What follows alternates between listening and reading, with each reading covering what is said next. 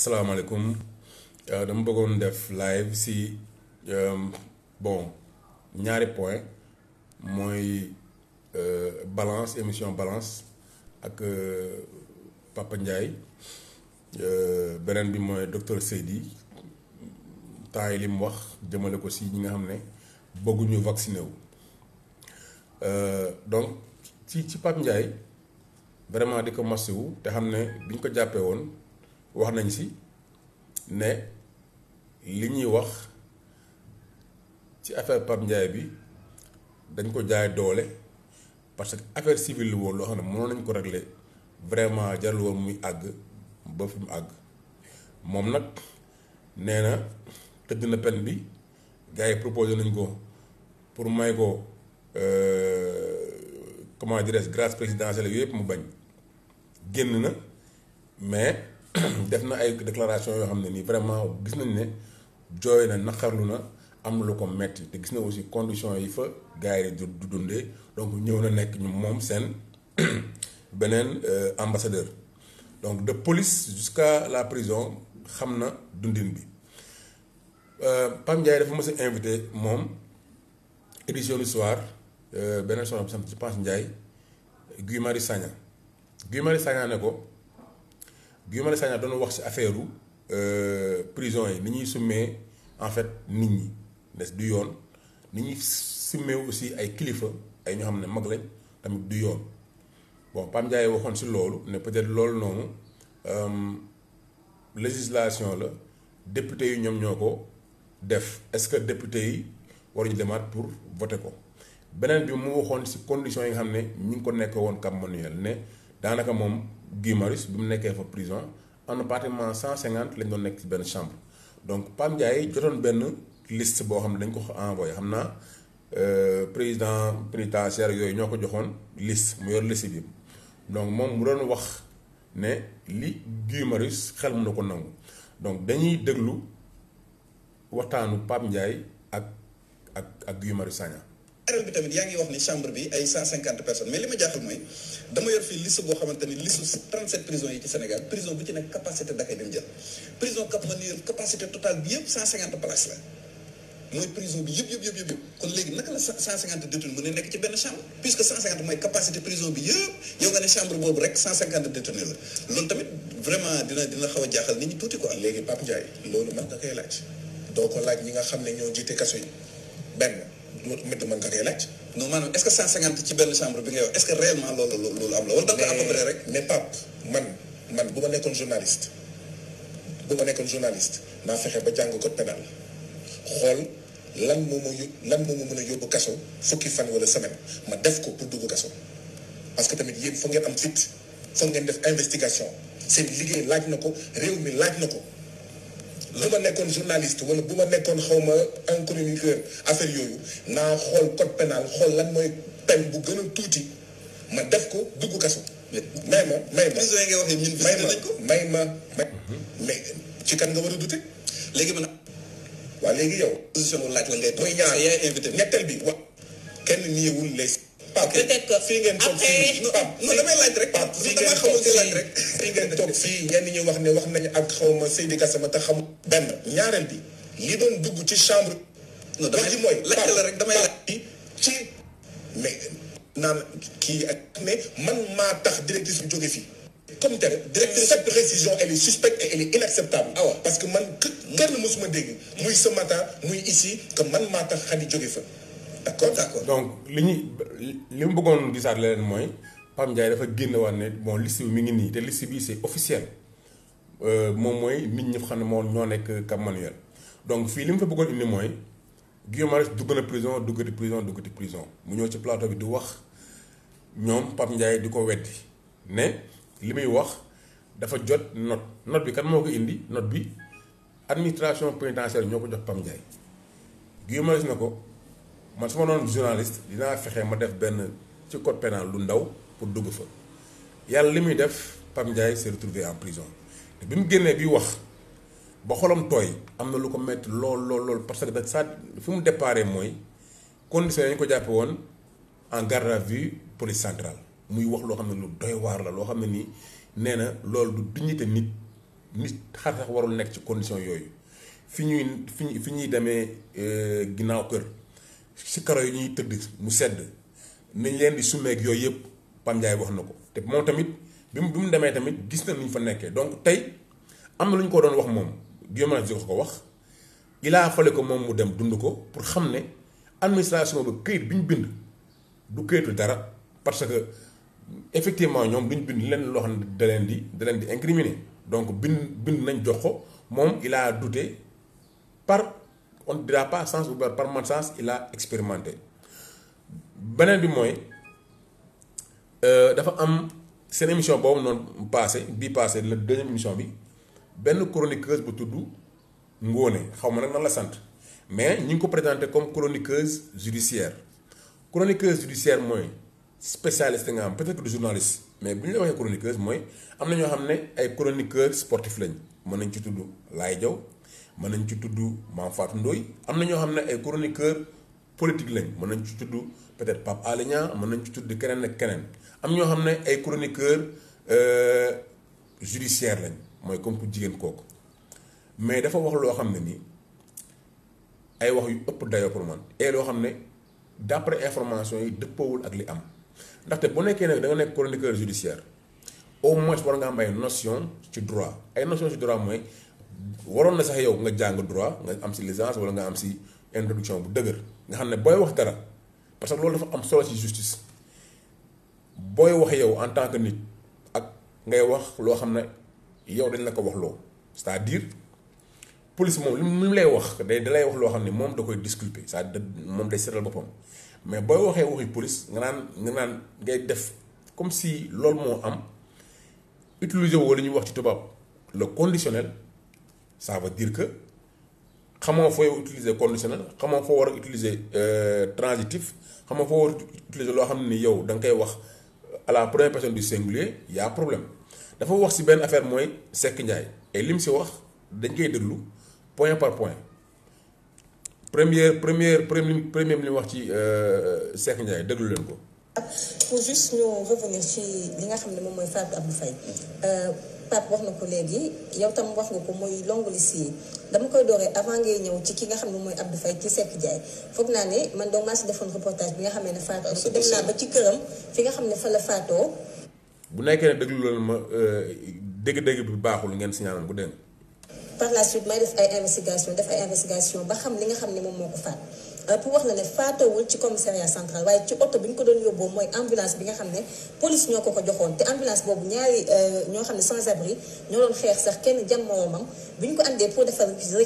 réquisitoire beeg yooyu ambulance boobu fekk Abdou Faye dafa amoon feebar boo xam ne daf ko doon daaguwaale yàgg na ci moom daf daan fàtt léegi bu mu ñëwee ñu gis ne fàtt na réquisitoire bi ñu ko doon defar pour yóbbu ko hôpital Dantec sax dañ ko bëgg at bi kenn bindu ko sax kenn tappee ko parce que dafa nekkoon di sonn ci yoon bi ñu ko yóbbu ci ambulance bi la décédé wee donc bu ñu demee si leen def autopsie yi mais du ci biir commissariat central bi ci la décédé wee te lu affaire vol la woon am ñu ko demoon jëli këram bu ñu ko demee ci la xeex ak ñoom génnee pistolet nawantiire foofu la amee ay xeex ak yooyu ndaxte ñu bari lañu waxoon ne bañ koy wàccee dañ ko lëmas ci matelas dafa dee woon ak yooyu kenn lëmasu ko woon dañ ko mënute woon wàcce ko ci escalier yóbbu ko commissariat central mu fatt parce que defoon na ay bouchement yu bari si lañu ko yóbboo ubbi say nopp pour li nga xam ne nag mooy kaawu Abdou Faye donc li nga expliqué nii yëpp du woon pour kaawu Abdou Faye pour kaawu Seck Ndiaye dañ ko boole ci liste yi nga xam ne kon Seck Ndiaye nga wax ni faatoo garde à vue mais feneen la Abdou Faye ci garde ok léegi ndaw si dégg ngeen li mu wax mu ne Seck Ndiaye faatoowul ci kër ga faateewul ci commissariat ba bi ñu koy yóbbu hôpital si la gaañu te dégg ngeen ni muy expliqué affaire bi nee na moom def na enquête dem na ci kër gi mu nekkoon xam na ne Seck Ndiaye dañoo ñëw bu ñu koy jàpp dañ koo mënoote génn ko ci kër gi kenn lëmasu ko comme ni ñu ko waxee woon dañ koo lëmas si matelas yóbbu ko police Seck Ndiaye dafa am feebar boo xam ne dafay fatt bi ñu koy auditionné si lay fatt ñoom binduñu sax affaire bi tàppe ko ñu yóbbu ko hôpital foofu la gaañu mu ne tamit Seck Ndiaye da doon xeex ak policiers yi yor pistolet donc moom mi ngi wax naan affaire bi nii la demee nduróog moom moo ko fekkee version bi mu wax da ngay xam ne policiers yi walla kenn koo xam ne dafa jublu mën naa am moom moo ko wax mais moom su koy nettalee dafa war a wax nañ ma ne ma ah kii de nee nañ faatawul fii nee nañ lii ñu xam ne moom fekkewul moom dafay nettali. dossier Seck Ndiaye nag ñun dañu bokkoon ci benn collectif boo xam ne collectif contre la violence pour lutter contre la violence policière man ma am ci ay waxtaan ci def ci reportage tey suba rek dama woo frère bi ñu waxtaan ma laaj ko def nañ ci son sax mi ngi ci YouTube boo defee man Gaston ak Rexity di nga gis son bi ci defoon nee na dafa génn pour sore xeex ak ñoom Seck Ndiaye am na frère boo xam ne jàpp nañ ko plus de 6 mois xaw ma 3 mois ba 6 mois jàpp nañ ko ñu téye ko 6 mois parce que affaire bi ça fait maintenant 3 ans bi mu génnee je pense yàggul frère boobu xam nga la moo taxoon ñu jàpp ko dafa ñëw fekk Seck Ndiaye doon ko seet si fekk Seck Ndiaye inconscient ni mu duggee policiers yi jàpp ko daal koy téye bi ñu ko téyee ñu wax famille bi ne ko moom il faut que mu wax ne peut-être li mu gis mu changer version pour ñu bàyyi ko raka jooju bañ. brigade prévôtale def nañ seen enquête jël nañ dossier bi ñu jox ko ki nga xam ne mooy procureur loolu dinañ ñëw parce que am na leneen lu mu waxaat ñu jël dossier bi jox ko procureur boobu ba léegi nag procureur antuwu ci dara ñoom ñi ngi def ay démarches pour ñu yóbbu dossier bi pour ñu juger ko mais boobu ba léegi zéro depuis 3 ans comme ñeneen ñu bëri yëpp mais dossier Seck Ndiaye la ñuy wax. beneen bi mooy Seck Ndiaye matelas bi effectivement dañ ko yóbbu parce que am na ku nekkoon ci mbedd mi nee na ab naar moom moo indi policiers yi te policiers yi bi ñuy ñëw bu nekkoon naar bi moom lañ sàcc nee na affaire de vol la mais auditionné wuñ ko saa dañ ko waroon indil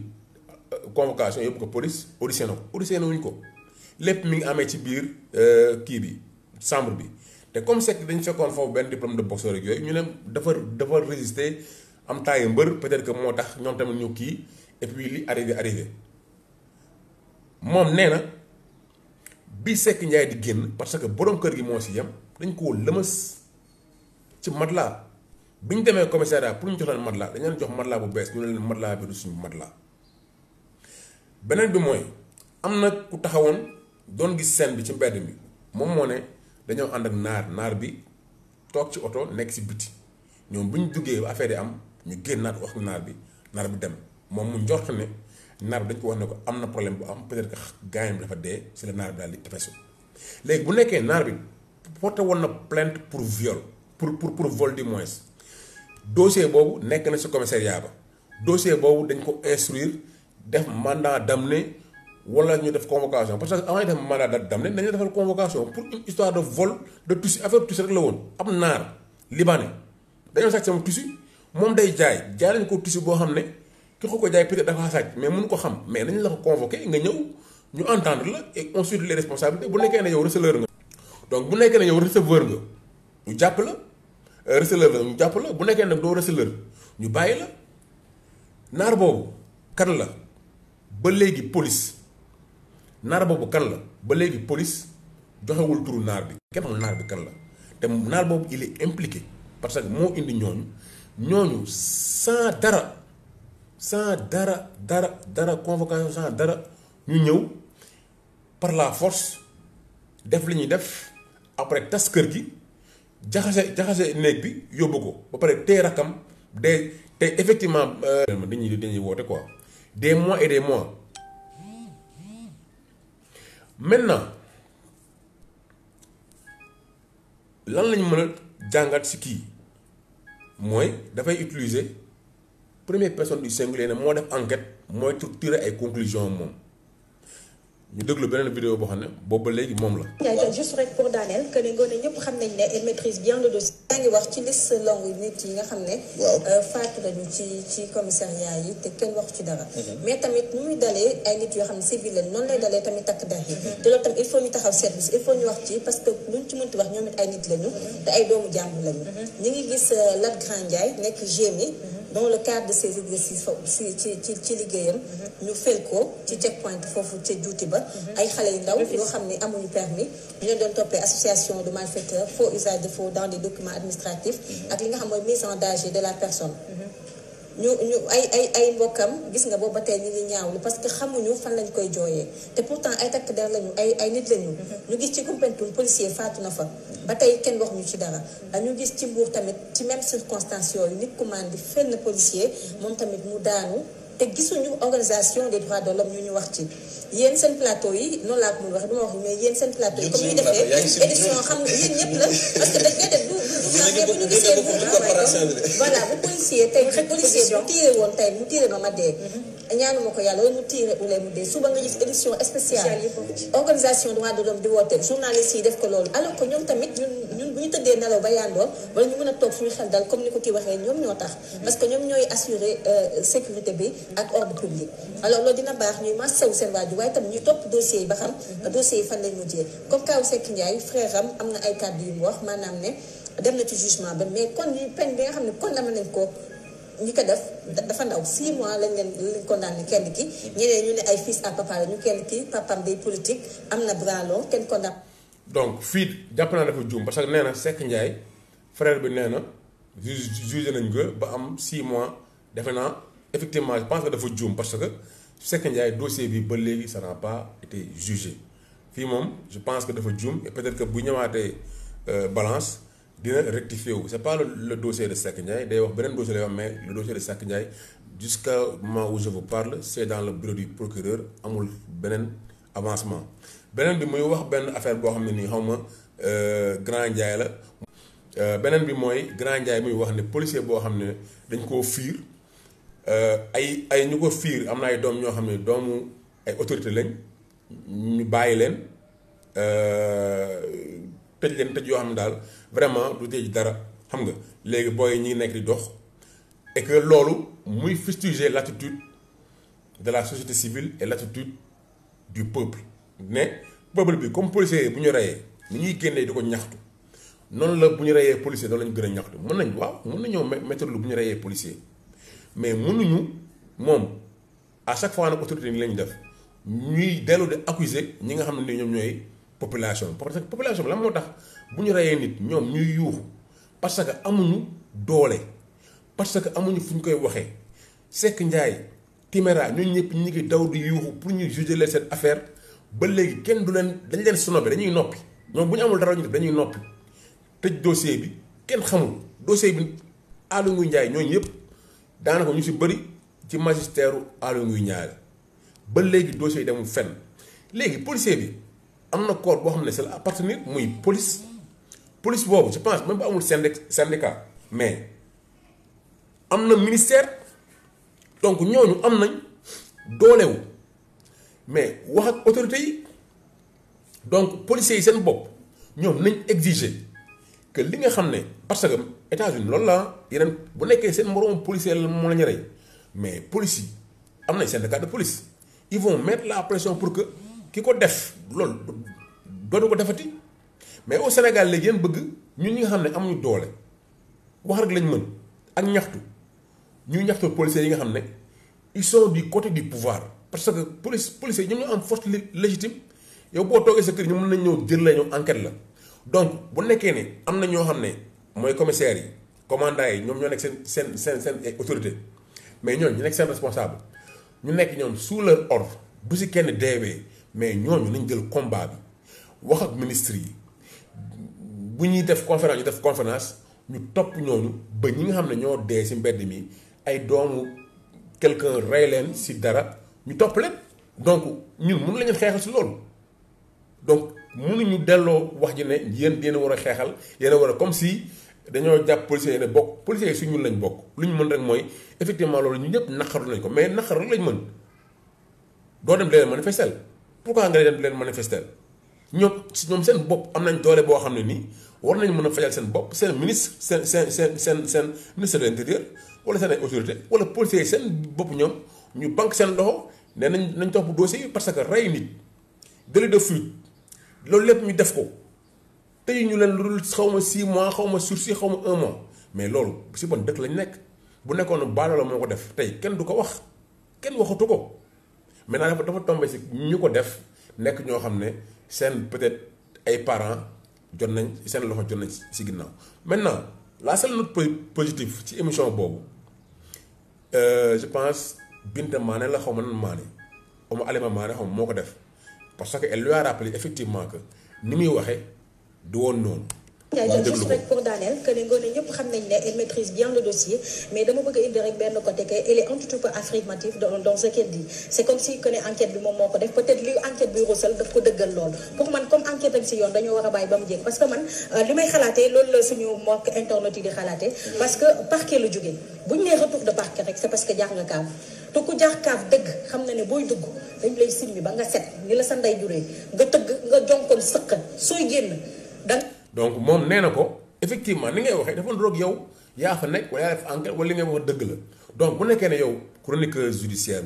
nga ñëw si plateau am na présentateur moom mooy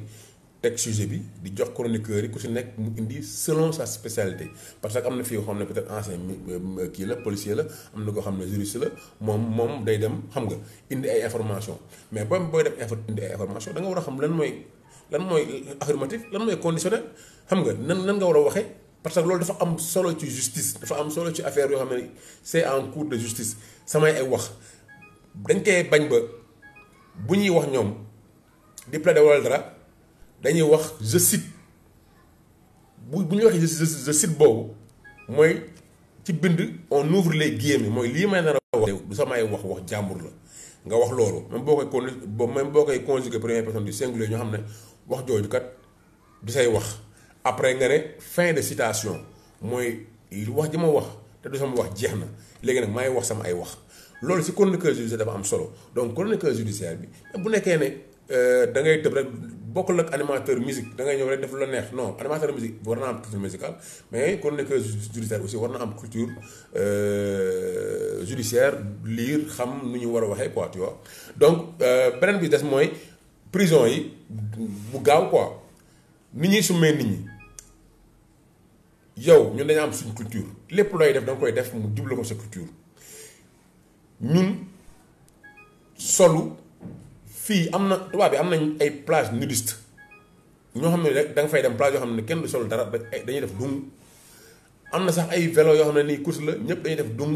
da ngay dem si kii donc ñoom dung boobu noonu doo sol dara loolu seen culture la mën na bañ a choquer kenn mais loolu suñuy culture. boo jëlee nag prison indi fa ñoo xam ne ñii ñi nga am 70 ans ñii ñi nga am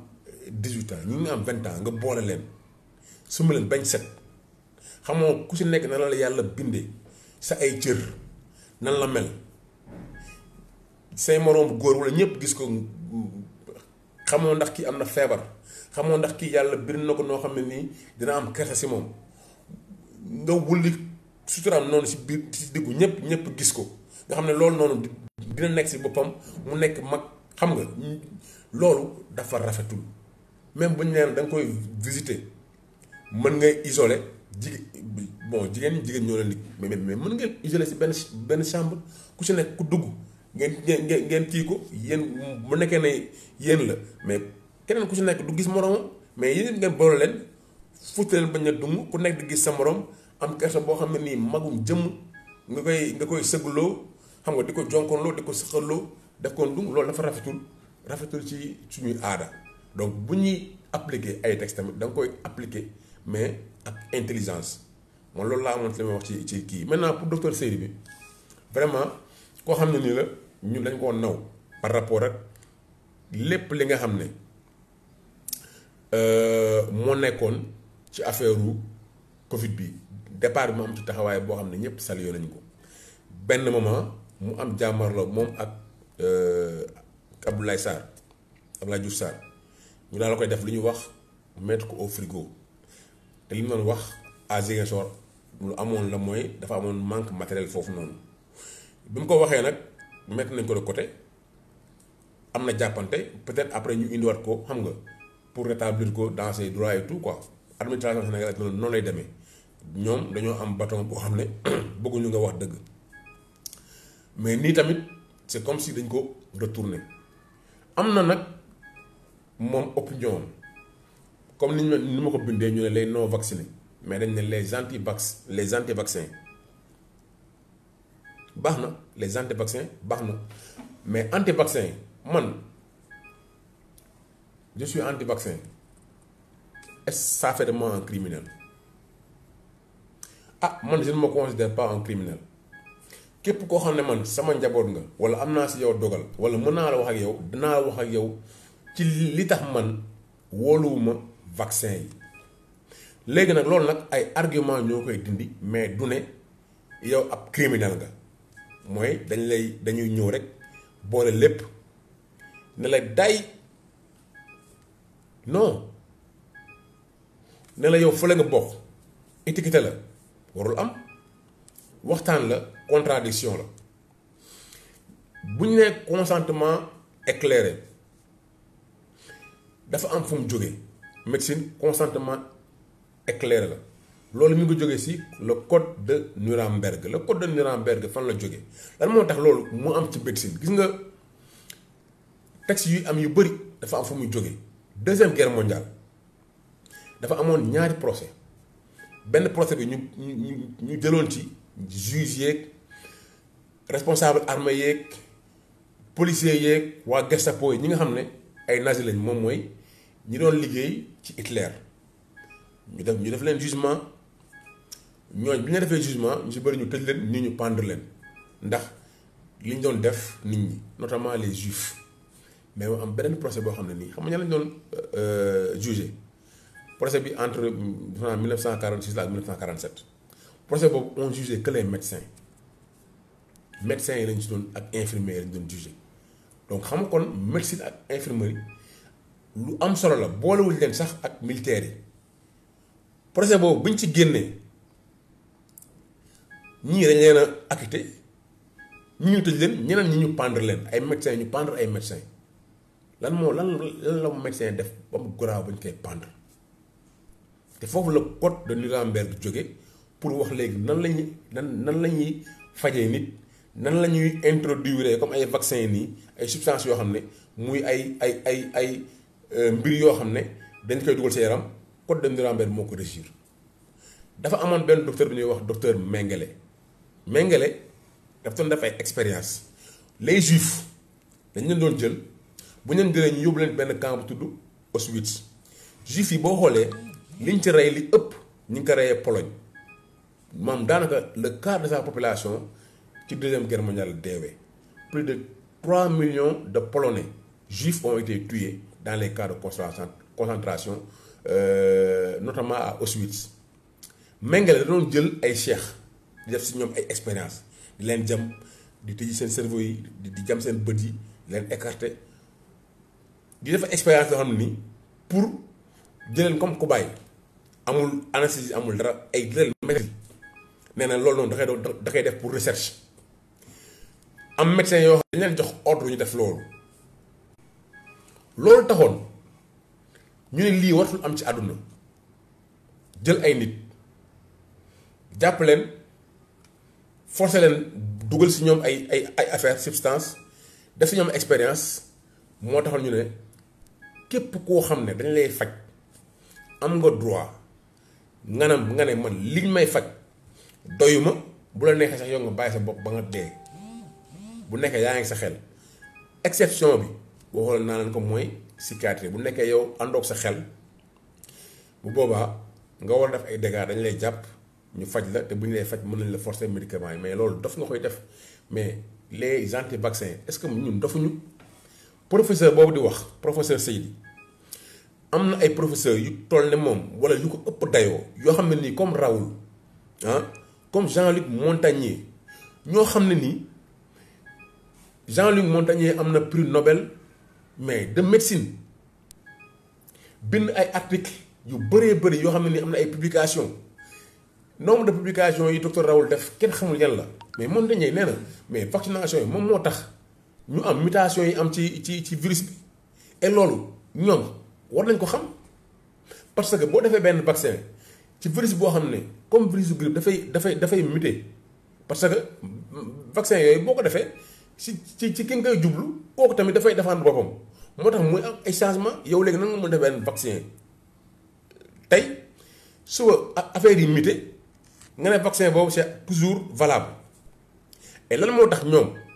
ci seen dëkk yenn vaccin yi ñu arrêté ko AstraZeneca bi ñu defar Inde ñoom ñu ne duñ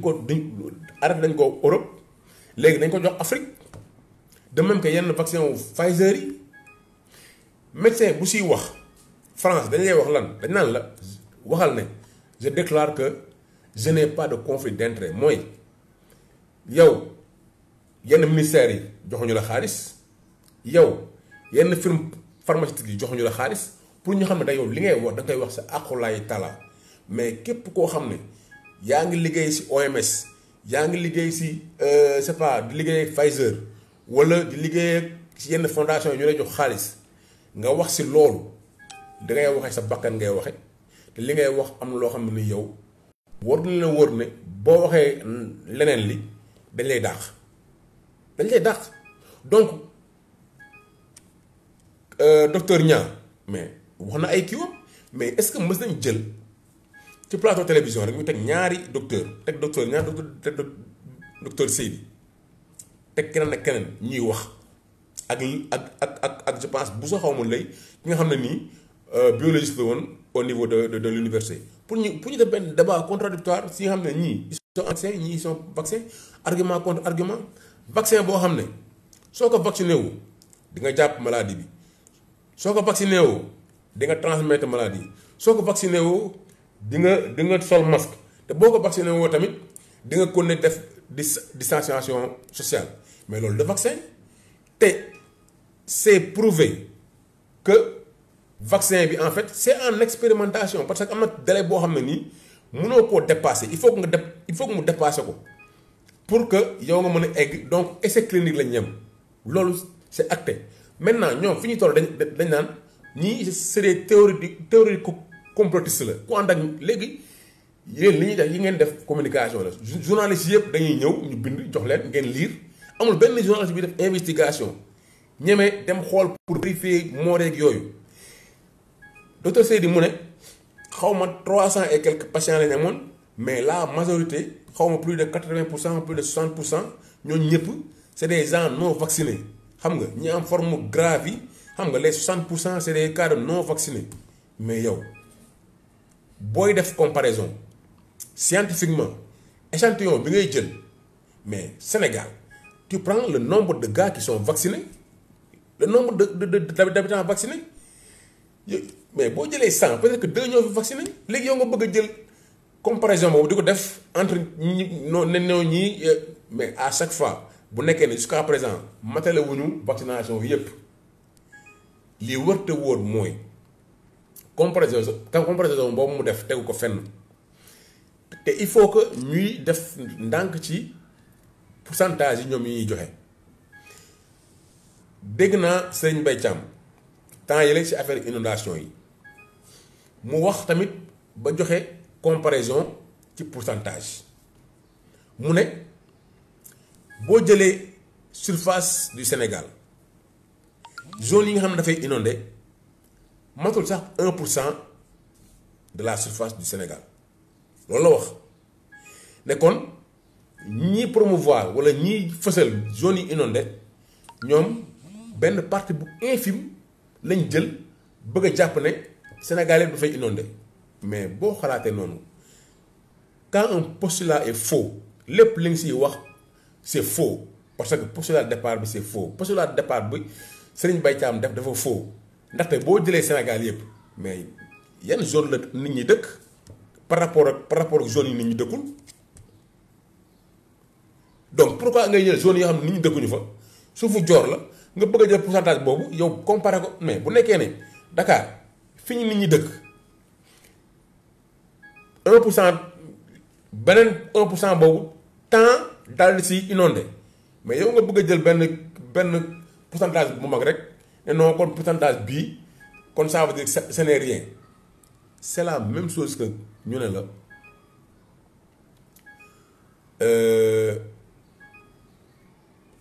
nit li tax mu nekk góor testostérone la wala jigéen li tax mu nekk jigéen lii la loolu substance boobu lu ndaw la substance boobu boo ko jëlee par rapport ak substance yi constitué nit ko góor yëpp nga ne non kon lii nii bon amul njëriñ naa ko si dindi mais boo ko si dindi nit ku góor kooku doo nekk góor dina am jëmm góor mais doxalin jigéen lay def donc loolu c'est très important boo leen def comparaison da nga koy def si postulat yoo xam ne ça respecte la rigueur scientifique mais sur des bases yoo xam ne vous savez très bien que comparaison bi ngeen def amul fenn fa ko teg après bëgguñu jaay loolu xam nga bëgg a jiñ nit ñi ay criminel lañ je suis un anti-vaccin peut-être que je me ferai vacciner soo xam ne nii parce que fi mu toll nii on force les gens à se vacciner alors que li ma doon wax noonu ci procès de Nuremberg bi ba man code de Nuremberg loolu lañ doon bañ mooy médecin ak ku mën di doon médecin la il est pas supérieur aux autres fonctions ki nekk université amul lenn loo xam ne nii mën na ko permettre mu disposer du corps des gens dafa am lu am solo mooy la liberté elle est au-dessus de tout donc quand j'ai la liberté de dire que man je dispose de mon corps et que sama yaram li fay dugg man maa koy décider yow nga bëgg ma par force da nga may vacciner ne ma yow da ngaa dof parce que boo deful lii tu constitues une menace te loolu ci deuxième guerre mondiale bi mooy li ñoom kii wax rek mooy léegi dañu def société boo xam ne nii les vaccinés da ngay ñëw ne non man am naa sama clé de code tu vois donc mun doon genre discrimination la par rapport ak ñi vacciné ak ñi vacciné wul mais juif yi noonu la ñu doon def dañu doon tappal benn croix boo xam ne bu jaune la étoile bu jaune mooy étoile juif yi pour ñu mën a xàmmee juif yi tu vois donc lépp lu ñuy def am na fu mu jógee te loolu fu mu jógee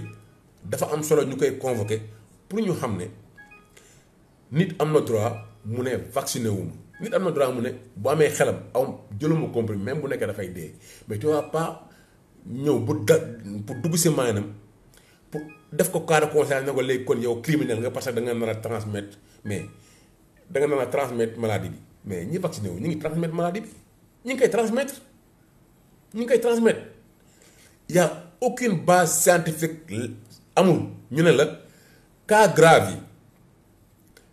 ñiy développé cas grave yi mooy ñi vacciné wul amul benn base scientifique et je défie quiconque mu génn ay études yoo xam ne ni day wane ne cas grave yi cas vacciné yi en fait bu ñu jàppee ñoom du ñu développé cas grave wala benn nombre bu ndaw bu gën a ndaw par rapport ak ñi nga xam ne nii mosuñu vacciné la loolu amul y a pas de base scientifique ils le disent comme ça rek mais nañ publier article boo xam ne dafa génn ci revue scientifique vérifié buy wane loolu amul chaque fois nag ci télévision loolu la ñuy wax non boo vacciné woo doo développé cas grave c'est pas vrai ñun Afrique paludisme la ñu waroon gérer ñun Afrique mais mortalité infantile la ñu waroon gérer ñun Afrique jigéen ñi nga xam ne nii ñi ngi dee bi ñuy matu la ñu waroon toppatoo du ma nag bu ñu toppatoo Covid bi mais Covid bi nañu ñàkk suñu ay mag parce que mag yi lay gën a sonal mais ñi nga xam ne ni c'est moins de 40 ans yaa xayti ça ne constitue pas une menace troisième vague bi ñi ngi wax naan non léegi maanaam dafay rey ay xale yi amul c'est pas vrai données fiable ñun ni ñu constitué moo ñu permettre ba léegi mais ñoom ay 600 000 morts ngay dégg ñun ba léegi pour ñu egg 2000 morts c'est un problème ay 3 millions de cas ñun ba léegi saa waay je pense peut-être 50 000 je sais pas Nigéria yi nga xam ne pratiquement 200 millions lañ mais Nigéria boo xoolee seen taux de mortalité mais c'est pratiquement infime par rapport ak ay France par rapport ak ay Brésil par rapport ak États-Unis ngeen bëgg ñu nag chaque jour bëgg ñu reyee Covid bi alors que nit ñi tey amuñu ndox nit ñi ñu ngi inondé nit ñi ñu ngi dee jigéen ñi ngi nekk ci kii di matu seen doom yi di dellu ñoom ñi si ñàkk seen bakkan ngeen bëgg ñu reyee Covid ku bëgg a ñàkku na ñàkku ku bëggul ñàkku nañ ko bàyyi y a rien de scientifique que ne que ñi ñàkkuwul ils sont exposés et ils exposent les autres yéen ñi ñàkku ñu ngi wax sax ay troisième dose ñi ñàkku ils sont aussi capables de transmettre le virus que ñu ñàkkuwul donc à quoi bon ce n'est même pas un vaccin hein. Et puis boo demee si vaccin boo xam ne nii mooy ARN yi nga mën di gisaat leneen ak leneen tu vois et je pense que loolu yëpp on en avait parlé donc wasalaam donc li laa amoon pour loolu jërëjëf.